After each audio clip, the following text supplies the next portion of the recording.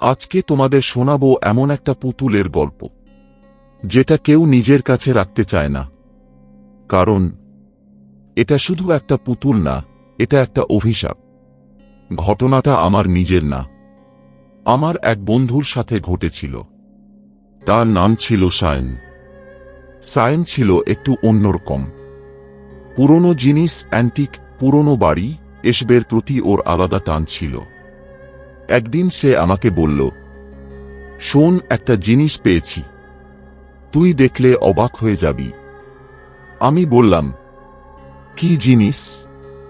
সে শুধু বলল, একটা পুতুল, কিন্তু আলাদা। আমি সেদিন সন্ধ্যায় তার বাড়িতে গেলাম। ঘরে ঢুকতেই আমার নজর পড়ল একটা কাঠের টেবিলের ওপর বসানো একটা পুতুল। মেয়ের পুতুল, পুরনো, ধুলো মাখা, কিন্তু তার চোখ অদ্ভুতভাবে জীবন্ত লাগছিল। আমি বললাম, এটা কোথা থেকে পেলি? সায়ন বলল, একটা পুরনো বাড়ি থেকে। ওরা সব জিনিস বিক্রি করছিল, এটা একদম কোনায় পড়েছিল। আমি বললাম, দেখতে ভালো না, ফেলে দে। সে হেসে বলল, তুই বুঝবি না, এটা স্পেশাল। প্রথম দিন কিছুই হয়নি, কিন্তু পরের দিন থেকেই অদ্ভুত ঘটনা শুরু হলো। রাতে সায়ন আমাকে ফোন করল, দোস্ত, তুই বিশ্বাস করবি না। আমি বললাম, কি হয়েছে? সে বলল, আমি পুতুলটাকে টেবিলে রেখে ঘুমিয়েছিলাম। সকালে দেখি এটা আমার বিছানার পাশে। আমি হেসে বললাম, তুই নিজেই রেখেছিস। সে চুপ করে গেল। তৃতীয় দিন সে আবার ফোন করল। এইবার তার গলায় ভয়।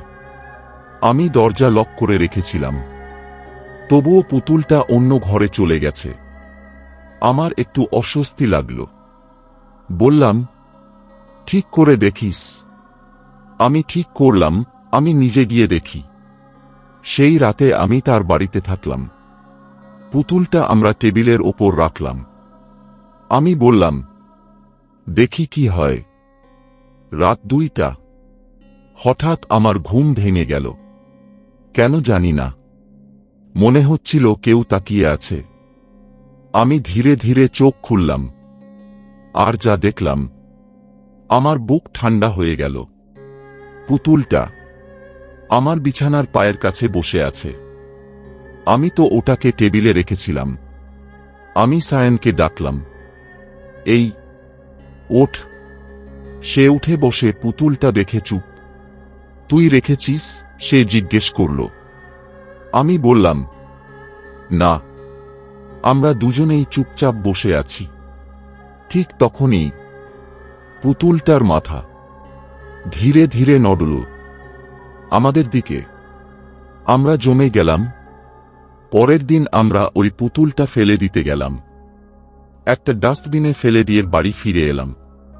কিন্তু বাড়িতে ঢুকেই দেখি পুতুলটা আবার টেবিলে। এইবার আমরা সত্যিই ভয় পেয়ে গেলাম। সায়ন বলল, এটা ঠিক না। আমরা খোঁজ নিতে শুরু করলাম। যে বাড়ি থেকে পুতুলটা আনা হয়েছিল সেখানে গেলাম।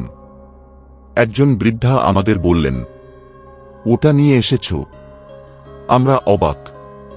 তিনি বললেন, ওটা একটা মেয়ের পুতুল ছিল, নাম ছিল পল্লী। আমার শরীর কেঁপে উঠল। তারপর আমি জিজ্ঞেস করলাম। বৃদ্ধা ধীরে বললেন, পলি হঠাৎ একদিন মারা যায়, কিন্তু তারপর থেকেই ওই পুতুলটা অদ্ভুত আচরণ করতে শুরু করে।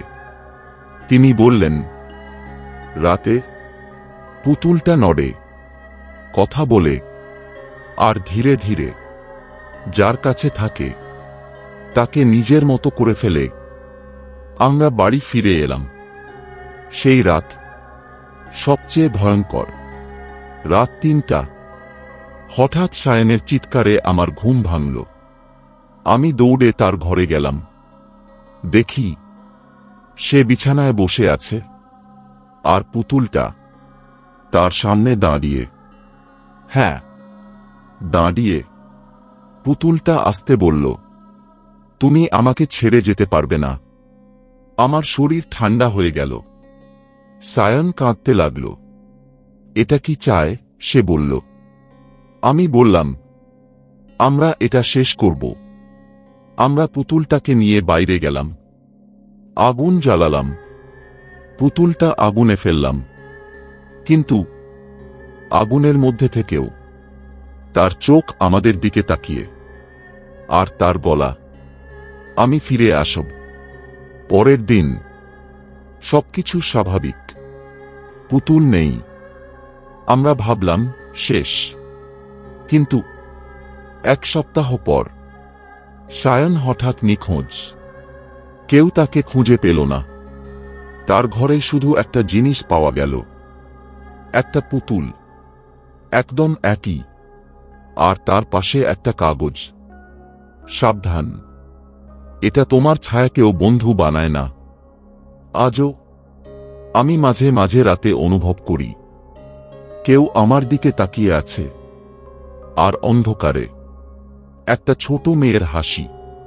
যদি কখনো এমন কোনো পুতুল দেখো যেটা অদ্ভুত লাগে, তাহলে সেটাকে বাড়িতে আনবে না। কারণ সব পুতুল খেলনার জন্য না। কিছু পুতুল অপেক্ষা করে। যদি এই অভিশপ্ত পুতুলের গল্পটা তোমাদের গা ছমছমে লেগে থাকে, তাহলে ভিডিওটা একটা লাইক করো, আর কমেন্টে পুতুল লিখে জানাও তোমরা কি এমন কিছুতে বিশ্বাস করো। এমনই আরও ভয়ঙ্কর আর রহস্যময় গল্প মিস না করতে চাইলে এখনই চ্যানেলটা সাবস্ক্রাইব করে পাশে থাকা বেল আইকনটা অন করে দাও। কারণ পরের গল্পটা হয়তো আরও ভয়ঙ্কর হতে চলেছে।